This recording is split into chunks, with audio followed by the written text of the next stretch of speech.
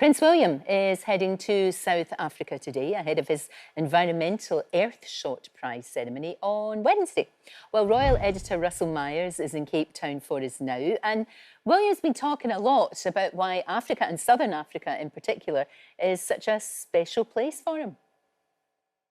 Yeah, he has. Good morning, Lorraine. Well, the sun has just come out in Cape Town. Prince William should be arriving in the next hour or so.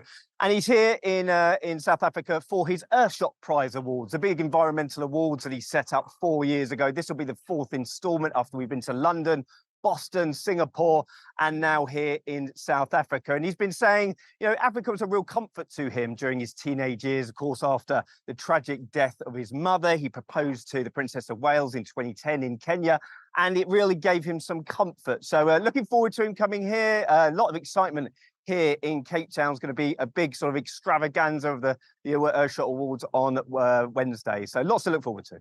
No, absolutely, of course there is. Closer to home, William, of course, we saw his documentary on homelessness. You know, he's determined to eradicate homelessness, a massive ambition. But also Camilla is wanting to do the same for an issue very close to her heart. Well, absolutely. And, you know, definitely set your recording boxes for Monday, the 11th of November, 9 p.m. on ITV, because this documentary is Camilla as you've never seen her before. It's called Her Majesty Behind Closed Doors. The documentary team for ITV followed the Queen for over a year to look at her work with domestic violence survivors and campaigners. And it is a cause very close to her heart. And she's been saying, you know, this is something that she sees as for her life's work. She's been working on it for a decade. And having seen a screening of this documentary, you cannot fail to be absolutely amazed, impressed by the bravery of the women survivors who came forward. And we've got a clip, so let's take a look. It's a heinous crime. If we could just get more people discussing it, talking about it, people are so shocked by what they hear that, rather like me, that they want to say, oh, hang on a minute, perhaps there's something we can help with. The odd slap turned into a punch, and then beating. Did the violence get worse? Yes. Yes. And longer as well, sometimes for days. Very powerful, and the kind of thing that they, of course, should be doing. Now, meanwhile, we saw over the weekend that the King, Charles, has apparently cut off the money supply to Prince Andrew.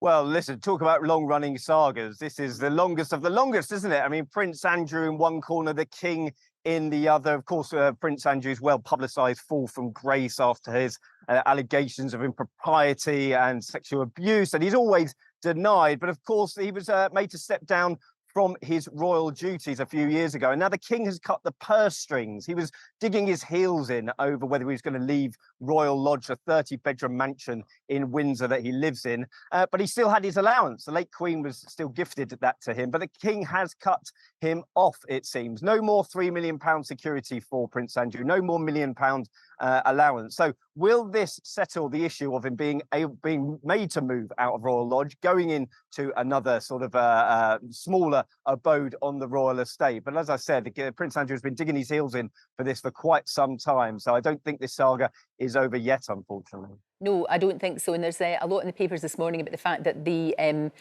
the rather large accommodation that he's living in right now is crumbling and falling apart. Fascinating. Lots of headlines as well, Russell, about the royal family's finances with this big investigation over the weekend by the Sunday Times and Dispatches.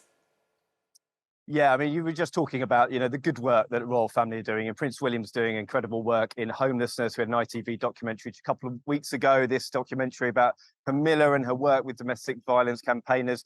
But this investigation by the Sunday Times and Channel 4 Dispatches has sort of unearthed a treasure trove of details about the royal family's finances. And the royal family make millions and millions of pounds by leasing land to cash-strapped public services. And on just one NH trust alone, the King made £11.4 million to store electric ambulances for one NHS trust, And I think, you know, the backdrop of the cost of living crisis, it isn't a good look for the royal family. Could they be doing more to help, you know, not only NHS Trust, but there's councils as well as trying to scrabble money together. Everybody's feeling the pinch at the moment. So it's certainly a big talking point for sure. No, absolutely. And I would imagine they're being urged to perhaps pay that money back or stop charging, you know, organisations like the Army and the NHS. I don't think this is going to go away.